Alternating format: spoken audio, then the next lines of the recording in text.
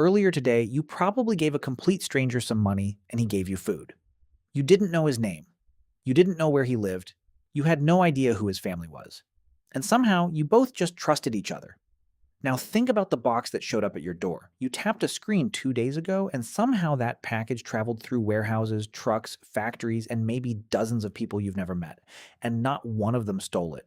You probably never even thought twice about that. But go back 40,000 years. Imagine walking into another group's territory carrying something they want and expecting them to hand you something valuable in return. You don't speak the same language. You don't know them. There are no laws to protect you, no contracts to enforce trust, no banks to hold value. So why wouldn't they just take what you had? And more importantly, how did humans go from stranger equals threat to building an entire world around trading with strangers? Everybody imagines the same scene. Two cavemen meet in a clearing, one holds up a stone axe, the other holds up a dead fish. They look at each other. They nod. Swap. Everyone goes home happy. That's how we imagine trade started. And it makes perfect sense. Except there's a problem. It probably wasn't that simple. When anthropologists look at small-scale societies and the history of exchange, they don't find strong evidence for a universal stage where human economies began with simple, everyday barter and then naturally evolved into money.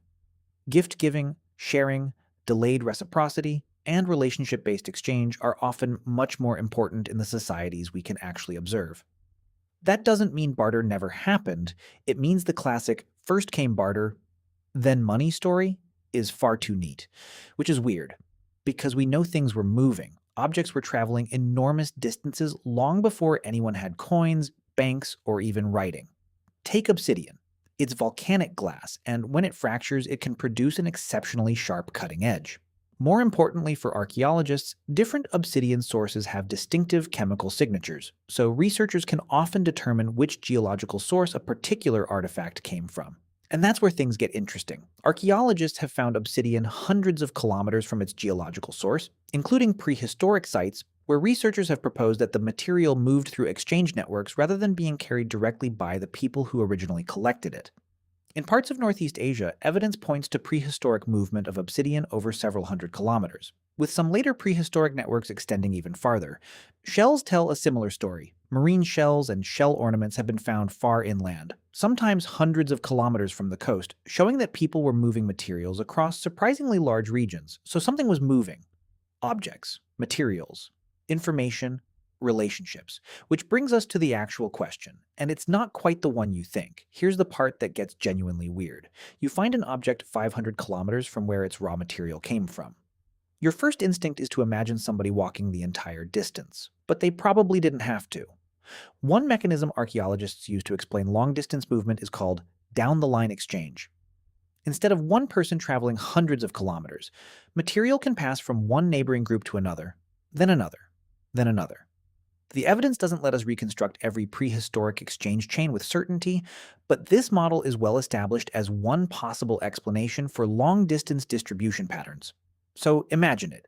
Group A gets the obsidian. They pass some to Group B. Group B passes some to Group C. C passes it to D, and eventually, hundreds of kilometers away, someone is holding a blade made from stone that came from a volcano they've never seen. The original napper might never have known where that blade ended up. There isn't necessarily a merchant. There isn't necessarily a caravan. There isn't a road with little signs saying obsidian this way.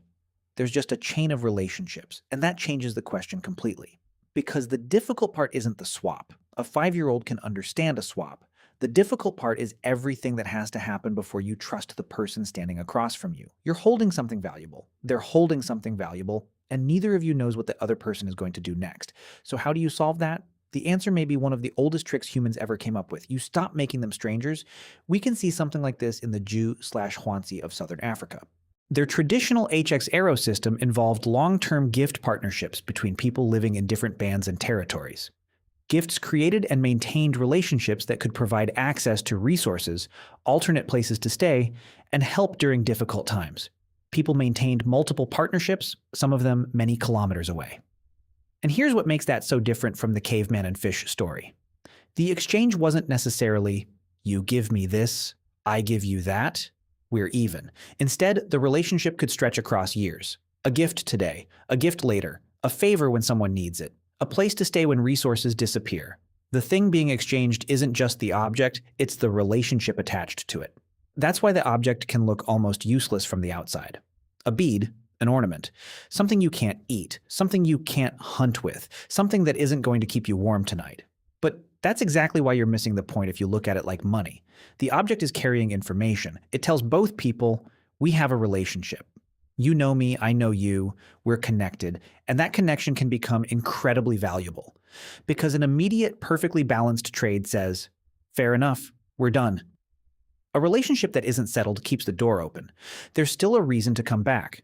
There's still a reason to help each other. There's still somebody out there who remembers you. So why spend years maintaining relationships with people who might live days away? Because the environment doesn't care how prepared you are. Your water hole dries up, the animals disappear, the season turns bad. Suddenly your entire territory isn't worth much, and there's no supermarket you can drive to. You can't solve that with a sharper axe. You can't hunt animals that aren't there. You can't drink water that has dried up. What you need is somewhere else to go. And, crucially, people who will let you go there.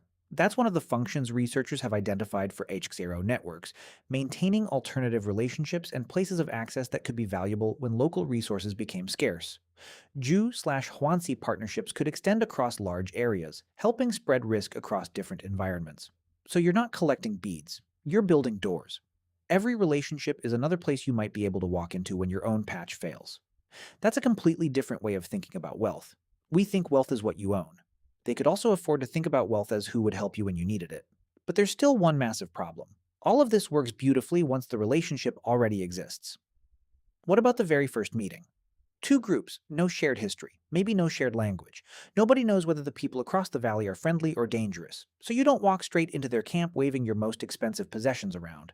You make the meeting as safe as possible, you meet at the edges, you keep some distance, you establish that nobody is immediately trying to attack anybody, and then you figure out whether there's a reason to meet again. There are also historical accounts of something called silent trade, where two parties supposedly left goods in a designated place and withdrew before the other side approached. Ancient writers describe versions of this practice, although historians have debated how widespread it actually was and how much particular accounts reflect local practice versus literary storytelling. The logic is simple, though. If you don't trust the other side yet, remove the part where you have to stand next to them. And eventually there's an even more powerful solution. You stop being separate groups. Somebody marries somebody from the other group. Now the strangers across the hill aren't strangers anymore. They're family. That's not a trade agreement, that's a permanent connection. And I should say the obvious thing because it's incredibly easy to romanticize this. It didn't always work. People fought, people raided each other, people competed over land, water, animals, and resources. Having a gift partner didn't magically make someone peaceful. A relationship could create trust. It could also create obligations, and if those obligations broke down, there was no ancient police department coming to sort it out. So this isn't a story about ancient humans being nicer than us. It's about them solving a problem that still exists today.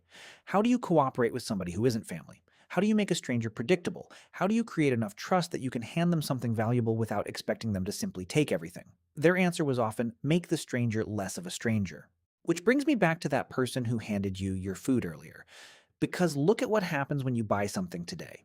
You don't know the cashier, you don't know the farmer who grew the ingredients, you don't know the driver who delivered them, you don't know the people who built the truck, and you certainly don't know everyone who handled that product before it reached the shelf. Yet you hand over money.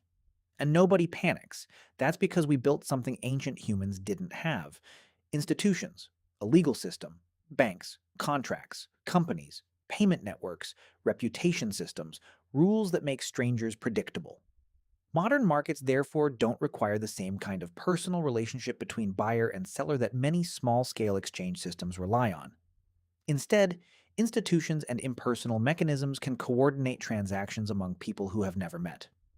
Economists and anthropologists distinguish these systems from the personal, relationship-based reciprocity seen in many small-scale societies. We didn't eliminate trust. We moved it. We took something that once lived between two people and spread it across an entire machine. Your ancestors couldn't call a bank, they couldn't file a lawsuit, they couldn't dispute a transaction with a credit card company, they had relationships, they had a reputation, they had memories, they had obligations, and they built those things slowly. One gift, one visit, one marriage, one favor, one relationship at a time, and somehow that could move an object hundreds of kilometers without a single person ever making the whole journey. Today, your package can travel even farther. Warehouses, Trucks, ships, factories, airplanes, dozens of people you'll never meet. And when the box reaches your door, you don't know any of them. Yet the package arrives, not because we finally learned how to trust every stranger, we built a system that made trusting them personally unnecessary. And that's the really strange thing about trade. The first great innovation wasn't money, it wasn't coins, it wasn't even barter. It was figuring out how to make cooperation work between people who didn't owe each other anything yet.